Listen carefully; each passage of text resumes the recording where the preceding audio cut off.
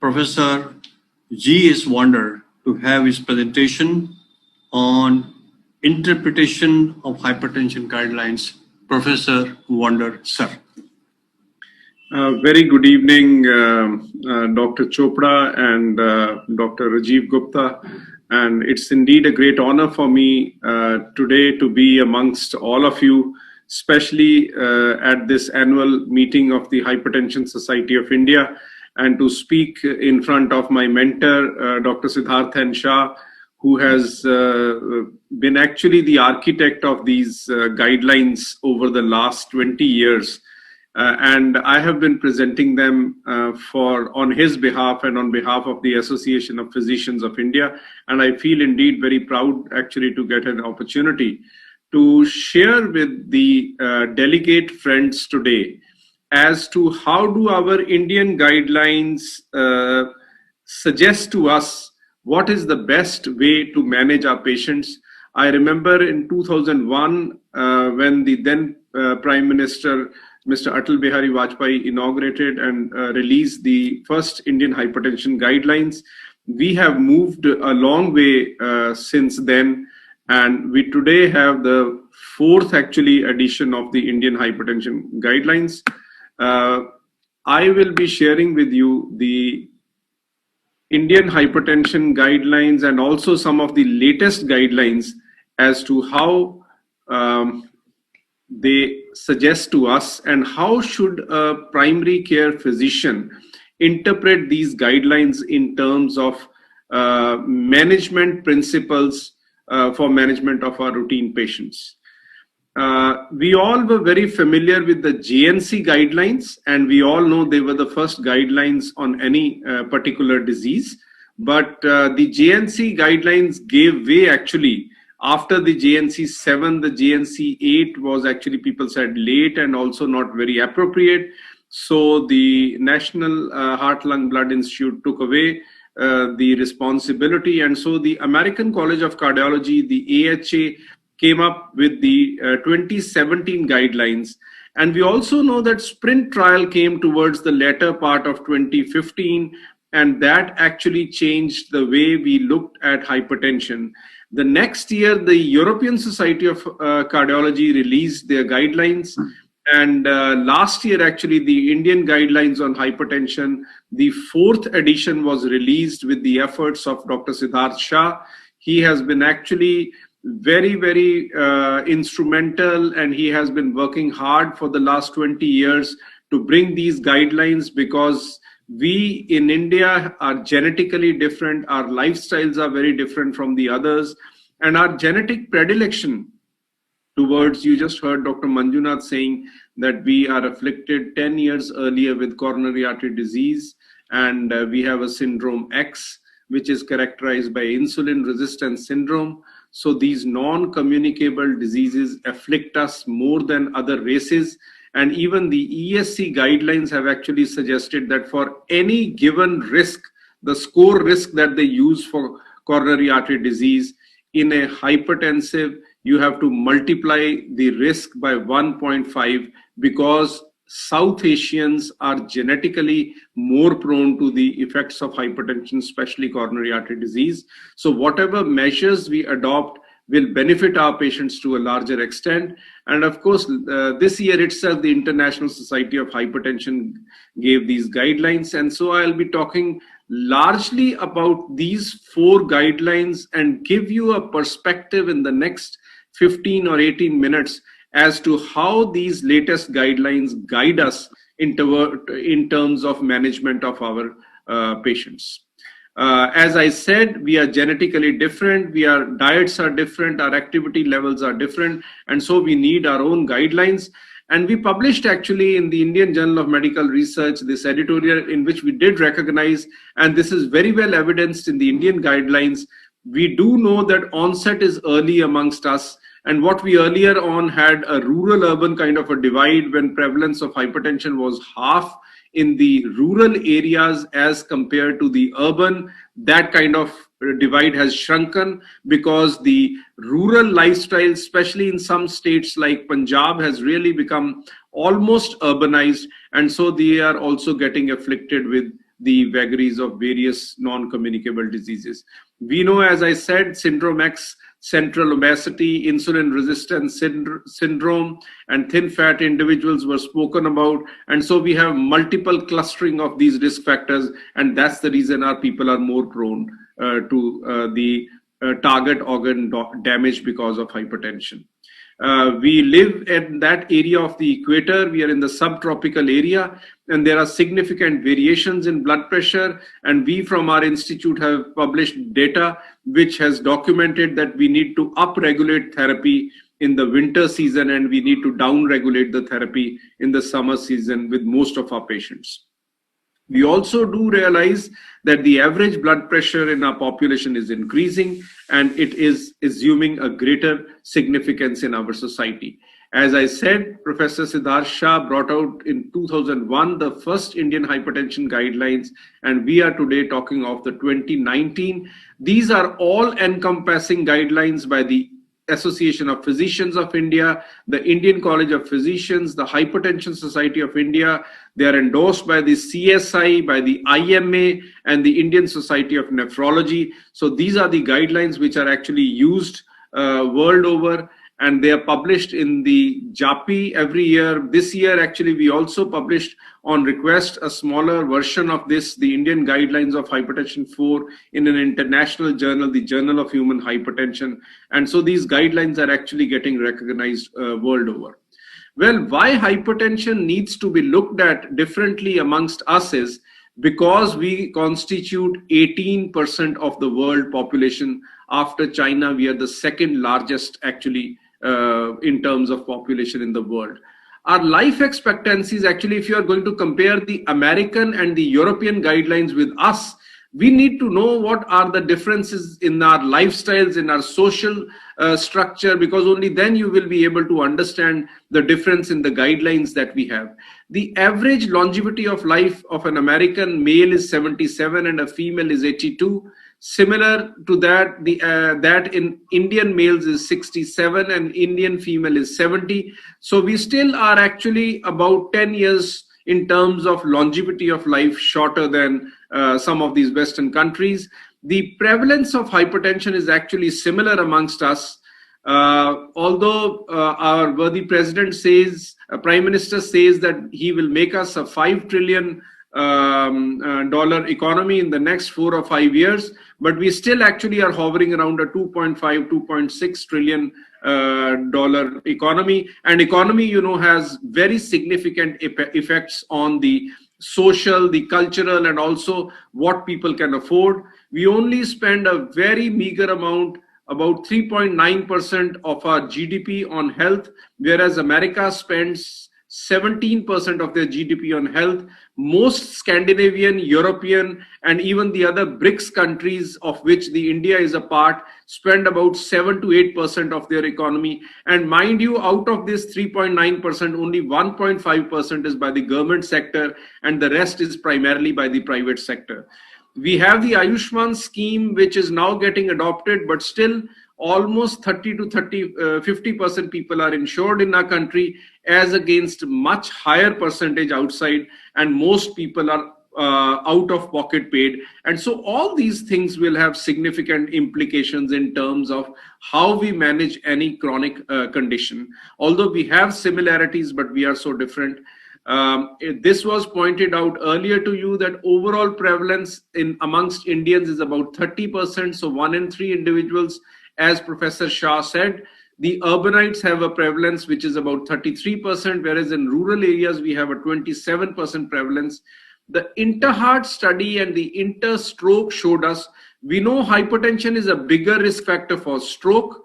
Dr. Shah alluded upon this, but almost 18 to 20% of heart attacks are also caused by hypertension. And we know 20% of all deaths in India are caused by cardiovascular diseases. And earlier we used to say we do not have enough data, but we have some very large studies now. And so we can proudly say that whatever hypertension prevalence we are talking of is derived from epidemiological studies from our own country.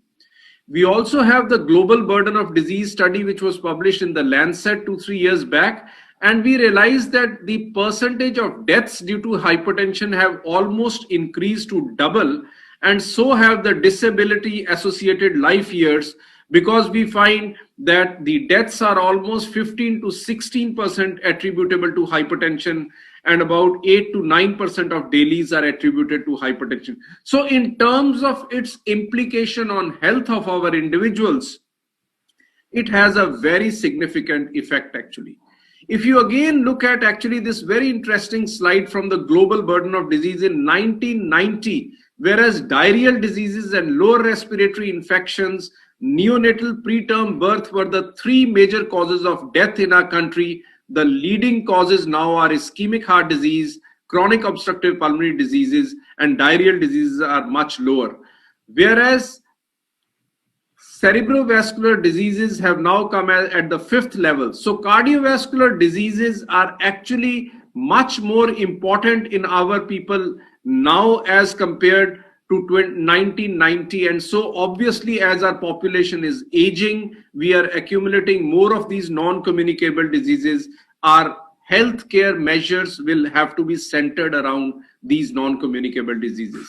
One of the very major factors in our country, which is a public health issue, which actually needs to be emphasized. We can be doing a lot of hair splitting on which drug is better, which is worse, when to treat, when not to treat. But something that is going to make the biggest impact on public health is the awareness, because still in the rural areas, only 25%, 1 in 4 people are aware that they have hypertension, and only 10% of Indians have their blood pressures controlled in rural, and 20% of Indians in urban areas have their blood pressures controlled. So we need to work actually extensively in this particular area, and public awareness, realization, and telling them about the value of good blood pressure control will make a significant difference.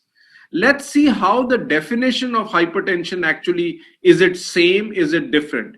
Well, the ACC-AHA guidelines made a significant change, because we were all attuned to 140/90 as the definition of hypertension, but they changed this definition to 130/80, and that brought up the prevalence from 29% in US to 42% of the US population. We also know as we age, the blood pressure increases, and beyond 65 years of age, almost 70% of the people have hypertension.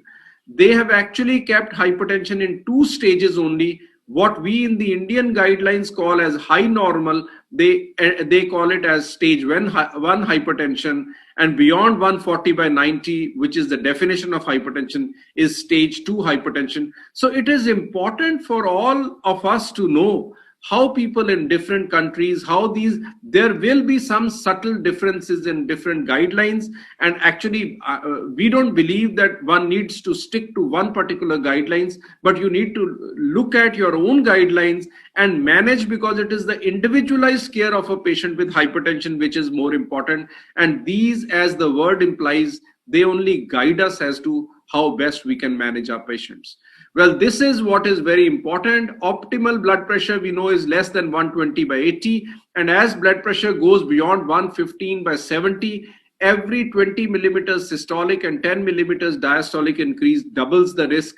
Normal blood pressure is less than 120/80. This is high normal, what they call as, this is according to the European guidelines, the ESC guidelines, and so also the Indian guidelines. Actually, we divide hypertension into grade 1, 2, 3, we call it as stages, and keep adding 20 to the systolic and 10 to the diastolic, and you move on from stage 1 to stage 2 to stage 3.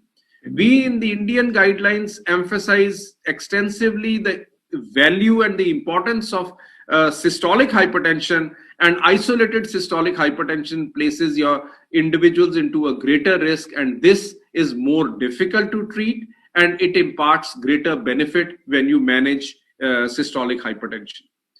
The methods of measurement have actually changed in the last 15 to 20 years, and the mercury sphygmomanometers, which we were all using earlier, have given way. The Scandinavian countries discarded, because mercury is a neurotoxin, And we know from after the Minamata Convention, there is India is a signatory, and in the next 1 or 2 years, the mercury sphygmomanometers will have to be discarded, and we have to use the oscillometric devices, the digital devices, because they also eliminate the human error which comes with these measuring devices, or you can use the aneroid devices, but most certainly mercury sphygmomanometers have to give way. They have been actually dispensed with world over, and we need to do in our country as well. Besides the device that we use, actually what has been realized is that the self-monitoring of blood pressure, I remember 20 years back when we came up with the second guidelines, we at that time felt our people are not actually so much conducive. We did not have devices. Luckily, we now have devices which are actually accurate in our own country, which are oscillometric devices. And now we also advocate in our country that out of office blood pressure, that is home blood pressure monitoring, should be used. Similarly, the European guidelines 2013 said office BP is recommended for screening and diagnosis of hypertension.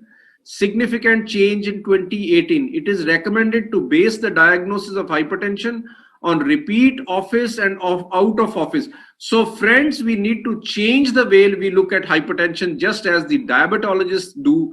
And we need to tell our patients they have to record blood pressures at home. We have to depend upon the home readings that they come with, because they are more dependable. This is a device, the automatic office blood pressure, because we know there is a white coat effect which was used in the sprint trial. There is some criticism because the blood pressure measured with the automatic office blood pressure, actually it is known to be closer to the home blood pressure. And we know the home blood pressure correlates better with target organ damage than does the office blood pressure. The Canadian guidelines now recommend that they use the automated office blood pressure, although the US Australian guidelines do not. These devices are more expensive. 20 years back, actually, I heard Dr. Ashok Kripalani, one of his lectures in an HSI meeting, where he introduced us to the True BP, which was at that time actually a kind of a automated office blood pressure. So I just brought this slide to share with you. You will be actually hearing more about these automated devices, and some of you will be using. Keep in mind that home blood pressure hypertension is 5 millimeters less than what you record at office. The Indian guidelines for say hypertension is 140 by 90 in office and more than 135 by 85 when you're looking at the home blood pressures. We all know home blood pressures are less. Ambulatory blood pressure 24 hours less again by 5 millimeter, 130 by 80. We know daytime blood pressures on ambulatory BP are the same as the home blood pressure. So keep these figures in mind in terms of defining hypertension, because now you are going to be depending more upon the home blood pressure. And also the home, we did the India heart study actually, which was published in an international journal. And we today realize about 15 to 20% of our individuals have white coat hypertension when they have normal home but high office blood pressure. But what needs to be actually kept in mind is this masked hypertension. People who come to your clinics with high readings at home, but they have normal blood pressures in their offices. Do not ignore this, because the prevalence in the Indian heart study was found to be 15% for masked hypertension. And it is known that masked hypertension patients are at greater risk than even patients of sustained hypertension. So besides the white coat hypertension that you are all familiar with, keep in mind the masked hypertension, because it also is a distinct entity, happens in our country and needs to be managed. Now we come to the most important question as to when do I start the blood pressure treatment in my patient. Of course, when the blood pressure, even by the American guidelines, it is high normal beyond 130 by 80, we will be using non-pharmacological measures, stopping smoking, regular exercise, DASH diet, salt restrictions, stopping of alcohol, all that will go on. But when do I start pharmacological therapy in my patient? And this is what the American guidelines show in summary, that you start beyond 130 by 80 when there is cardiovascular disease, chronic kidney disease, the ASCVD risk that they calculate when it is more than 15% 10-year risk, and age more than 75. Now this is very important. Many years back, we used to say 100 plus age, you accept that much systolic pressure. No longer. We realize that elderly derive greater benefit from blood pressure control than young individuals. Systolic hypertension, which is a feature of elderly hypertension, control of that may be more difficult, but controlling that imparts greater mortality benefit, greater benefit in terms of risk factor reduction, target organ damage reduction when you treat these people. Of course, they also feel that when there is no CVD, people who are young, people who are not at any increased risk, they have no CKD, you should start therapy at 140/90. Let's see how do the others look at it.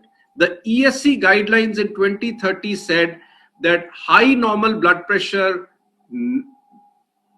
treatment is not recommended. You do not start pharmacological therapy in these. What do they say in 2018? High normal blood pressure treatment may be considered when CV risk is very high due to established CVD or in patients of coronary. So there is a significant shift in terms of when you start therapy in your patients, because people who are at high risk, people who have multiple coronary risk factors, now world over it is considered that at lower pressures also, once you have tried non-pharmacological measures, then you can use these. Elderly people, actually earlier we used to treat at much higher pressures. The ESC 2013 guidelines say those less than 80 years start at 140 to 160. Now those beyond 65 years start beyond 140.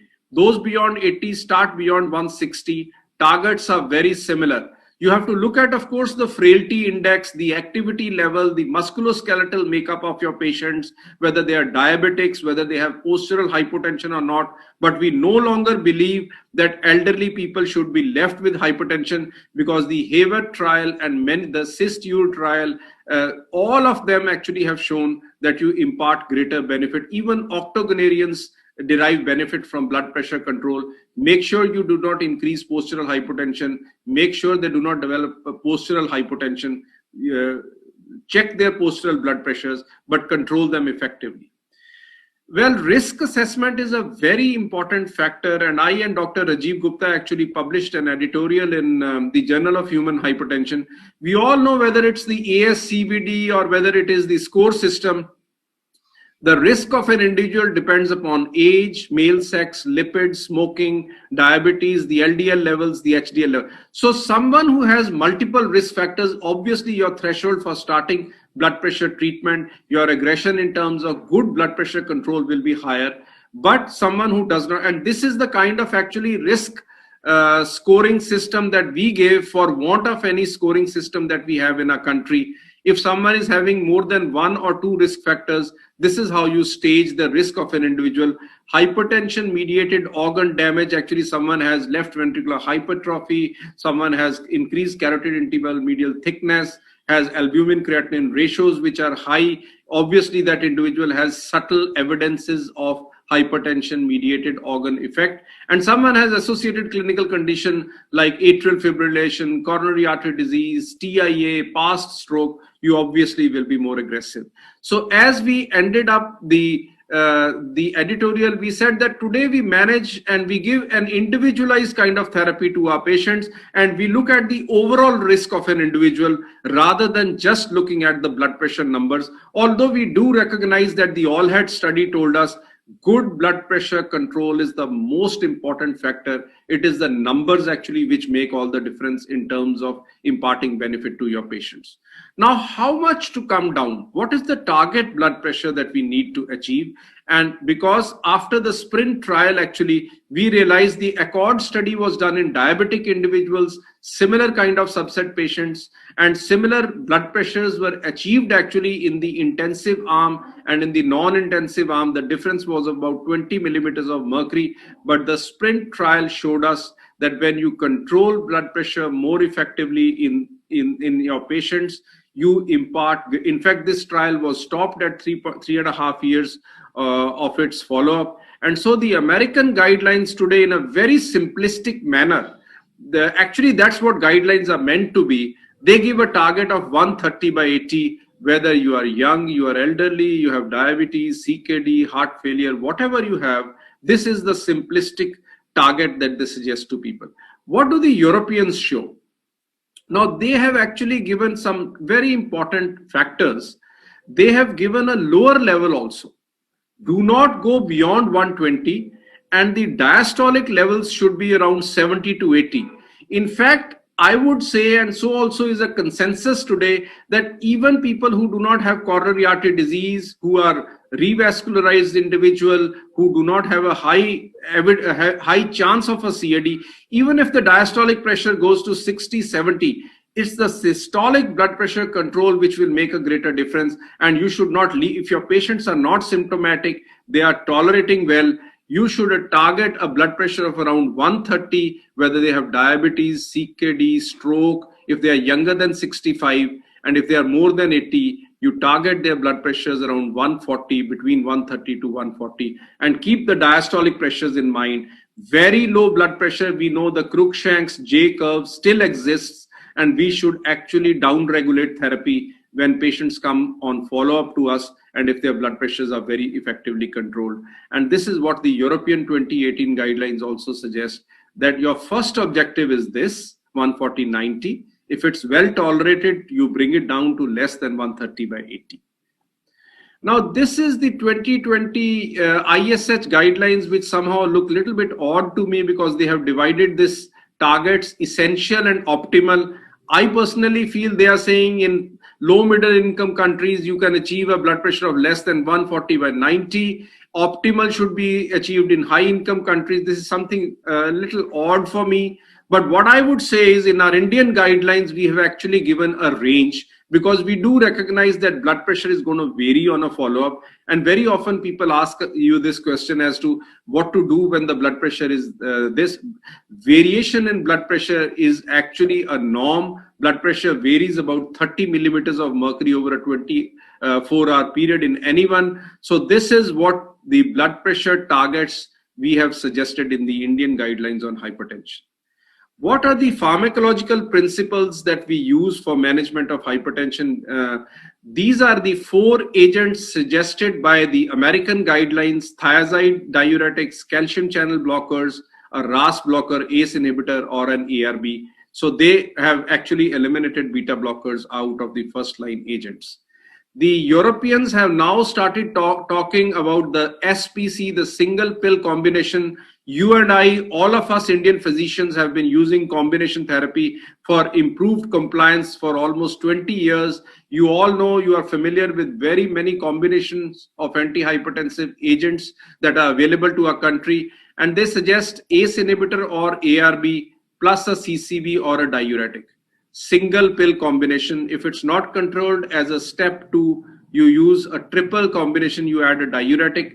So ACE, after the accomplished trial, this combination gets preference over diuretic. And as a third add-on, step 3, you add spironolactone, which we know actually the pathway trials showed us that they are to be preferred over beta blockers, alpha blockers, the other agents. So spironolactone is now the third add-on drug in terms of a stepped care management of hypertension. I just brought this slide from the ISH guidelines. Now they say step 1 is a low dose combination of an ACE inhibitor, ARB, with a calcium channel blocker. Step 2 is a full dose combination. So different people are looking at actually differently, but essentially boils down to the same. A diuretics gets added, a chlorthalidone preferred over hydrochlorothiazide, and then spironolactone added subsequently. This is what younger individuals, we prefer an ACE inhibitor or an ARB in the Indian hypertension guidelines. Elderly, because they have a low renin kind of a hypertension, you prefer a calcium channel blocker or a diuretic. Use of diuretic, as I said, be a little bit cautious. B, we have put in brackets because we still feel beta blockers have a place in management of hypertension. You will get some young individuals with high intrinsic sympathetic activity, and for specific situations like coronary artery disease, atrial fibrillation patients, you will use heart failure patients. Beta blockers will obviously, they are the first line agents. As a step 3, you combine A plus C plus D. And as other guidelines, then you add a mineralocorticoid receptor antagonist. And then, of course, you can use other centrally acting agents. We do emphasize some combinations are not very good, beta block, because we live in an era when 75% of our patients of hypertension are going to be treated with combinations. We no longer actually spend a lot of time on saying this drug is better than the other. We actually look at which combination is a good combination. And we also emphasize that beta blockers and centrally acting drugs are not good combinations. We know the non-dihydropyridine calcium channel blockers, verapamil and diltiazem, are not combined with beta blockers. And we all know ACE inhibitors and ARBs actually should, on target, showed us that they should never be combined because incidence of syncope, hyperkalemia is significant. I will like to end here by a couple of editorials that we published, one of them in Circulation when the ACC-AHA guidelines actually came, and we did emphasize that hypertension screening and diagnosis programs on a massive scale in our country will make the maximum impact in terms of public health, actually, in terms of reducing the target organ damage. This is an editorial we published in the European Heart Journal when the European guidelines came up in 2018, and we did emphasize that protocol-driven standardized treatment regimens which are advocated by guidelines can be adopted by primary care physicians, and that will help us in controlling blood pressures more effectively. Thank you, ladies and gentlemen.